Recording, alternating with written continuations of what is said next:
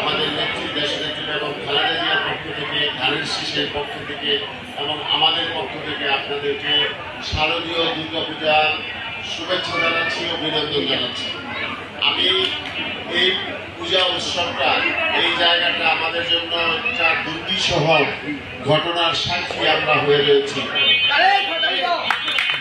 গত 2023 সালে এই দুর্গাপূজার সময় আমরা এসেছিলাম এই এলাকার পূজারীদেরকে বিএনপির পক্ষ থেকে, খালেদা জিয়ার পক্ষ থেকে, তারেক রহমানের পক্ষ থেকে কিছু উপহার সামগ্রী বিতরণ করার জন্য।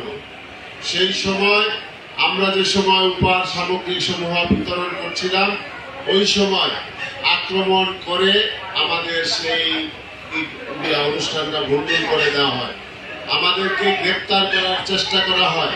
আমরা অনেক কষ্টে এখান থেকে চলে গিয়েছিলাম। সেই বিভীষিকাময় দিনগুলোর কথা এখনো আমাদের মনে পড়ে। আমরা এই পূজা কমিটির সকলকে আশ্বস্ত করতে চাই, ওই সময় আপনারা বলেছিলেন 2023 সালে যে সেই সেলিম ওসমান আপনাদের এই মন্দির ভেঙে দিয়েছে। আমরা বলেছি যে কোন মন্দির ভাঙা যাবে না।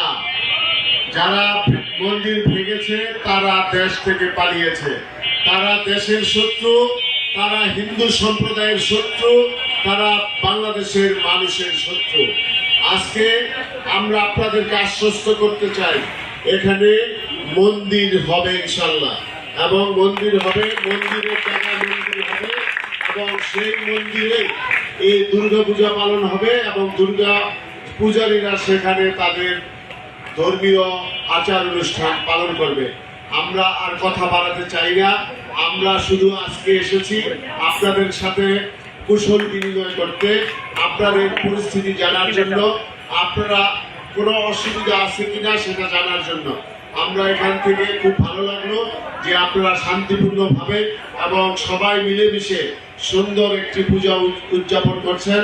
আমরা একটা কথাই বলতে চাই, যারা এইখানে কোনো বাধার সৃষ্টি করবে তাদের বিরুদ্ধে আমরা সর্বোচ্চ আইনগত ব্যবস্থা গ্রহণ করব, তাদের বিরুদ্ধে ব্যবস্থা নেব। সুতরাং সবাই মিলেমিশে আমরা এই দেশকে একটি ধর্ম বর্ণহীন দেশ হিসাবে আমরা একটি সুন্দর সবাই সবার যার যার ধর্ম আমরা পালন করবো, এই আশাবাদ ব্যক্ত করে সবাইকে ধন্যবাদ জানিয়ে